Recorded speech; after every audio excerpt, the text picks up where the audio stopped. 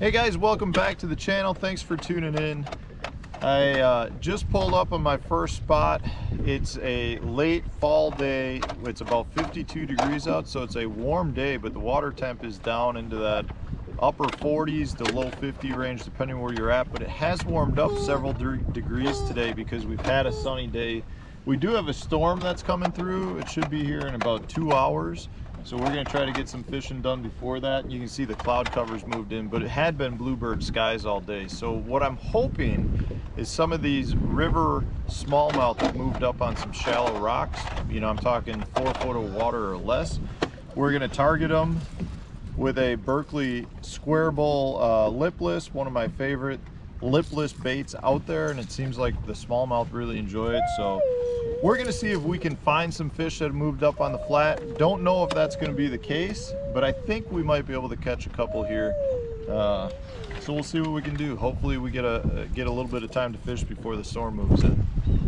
So this time of year, late fall, what I'm looking for are areas where, you know, the fish, I've got wintering water that's super close to a shallow flat. So in this case, the boat's in about 11 foot of water, and this is a steep breaking main river channel that drops up onto a shallow rock bar that's about 2 foot of water, and it's probably, I'm gonna say 60 or 70 feet before then you hit shore.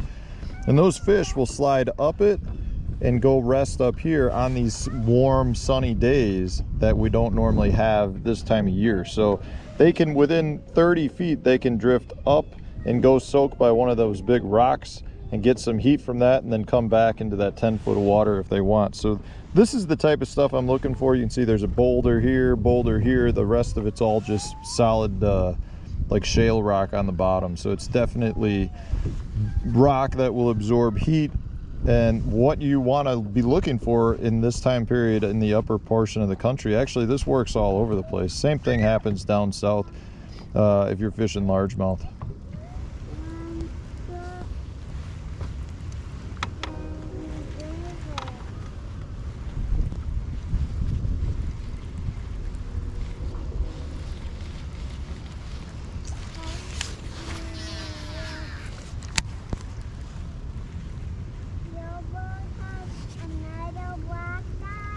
Yep. Ooh, got one. Almost feels like a catfish, buddy. No, nice big smallmouth. Look at that one. This is why you fish in the winter months. Come here, buddy. Oh. Look at that one, Duke. Wow. Wow.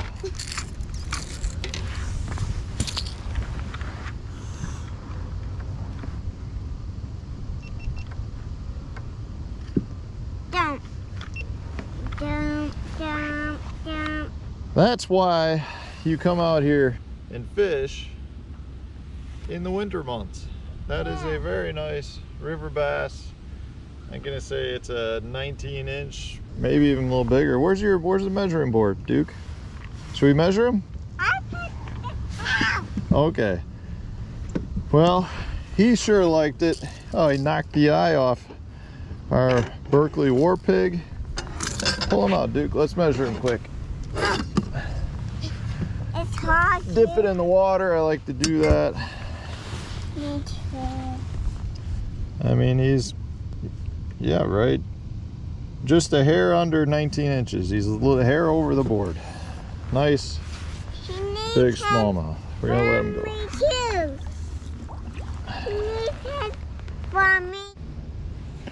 So this is a prime example of another winter spot. You can see, just like I was saying before, we've got, you know, I'm sitting in almost 20 foot, 18 foot of water.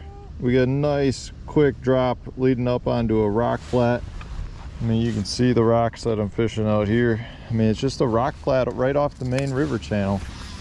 That's what the fish are looking for. From a you know, a retrieve standpoint, I'm not doing anything crazy. I'm really trying to work my bait real slow. I'm still mixing in a few little hops. You know, I'm still mixing in, you know, some just pulls and that type of thing, just to try to create a little bit of a reaction.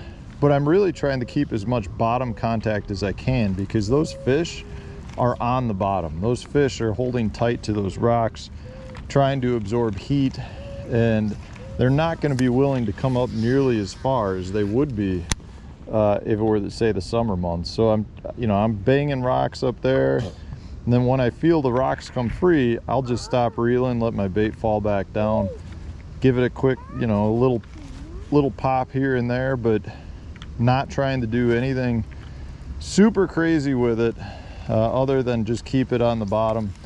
These fish are a lot cooler, and they're more lethargic because of the fact that they are cold water creatures, and their energy level moves with that. So the key is to try to bump one in the face, and if you know what I just think I had another one knock it and got it tied up. If you know where they're living and you make enough casts, you can beat them over the head with it and get one to bite. And normally when you get one to bite, like that last one, you might be able to get a couple more to go, because there'll usually be a few in the area. This is a nice prime looking spot right here. You can see we got a pile of bait fish coming out of the main channel right up under that rock flat. There should be fish around here. We've just got a lot of bait. That's what we're looking for.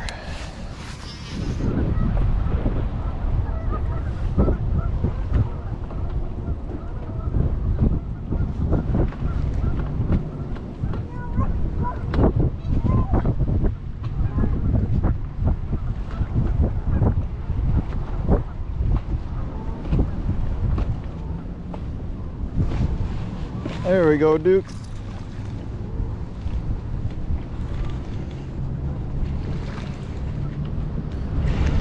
Another nice one. Oh no, Duke, your paper. Look at Duke. We'll get your paper. Hold on.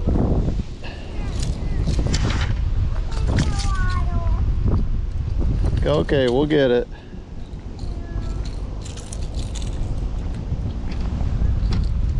Another nice one.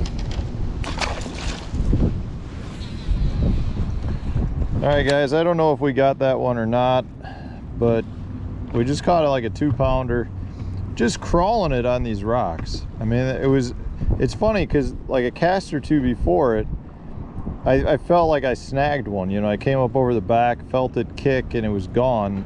Not like it ate it, just like I snagged it, and then 2 casts later, I hook up with that one. And that's what happens a lot of times, and that's why it's so important to keep your bait on the bottom and to use a bait with super sharp hooks. And I mean, it's very possible that I rolled over that fish and kind of made him mad, and that's why he bit on the next cast. But a lot of times this time of year, you know, those fish are grouped up pretty tight, and it's possible, you know, that I just found a little group. I'd like to hook up with another here before I come with that conclusion, but it's just that's how tight they are to the bottom, and why when I'm pulling my bait, I'm pulling it across my body versus above me. You know, if I were popping it up, it would be coming up off the bottom, but I really want to be just almost dragging my bait.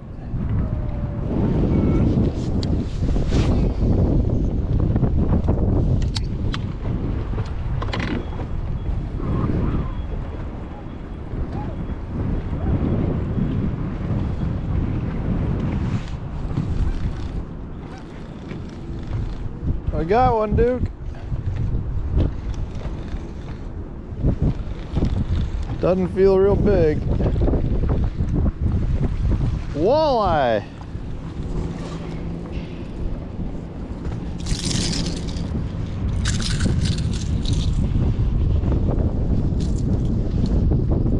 The added bonus of fishing late fall rocks. All right, guys, well, we've got rain coming in, as you can see, across the horizon, and the temperature has dropped pretty dramatically. So I think it's my best move to get the little guy back And to be honest with you, I don't really feel like getting wet either. So we are going to call it a quits. And that's kind of what you get this time of year running a pattern like this. You've got a really good shot at catching some big fish. Usually not a numbers game. You know, I did catch 2 and a walleye mixed in. You know, both nice quality smallmouth. Definitely, it's nice to still be on the water. This time last year we were froze over completely. So I hope this was helpful for some of you guys who are still looking to get out on the water for some late smallmouth action on some of the rivers that you might have in your area. But like I said, this works on largemouth too. You know, if you've got an area with largemouth, you know, even if you're down south, you get some really nice warm days during the winter months. This pattern will work just fine as well. So thanks for tuning in, guys, and catch us tomorrow for another tip or trick. Thanks for watching.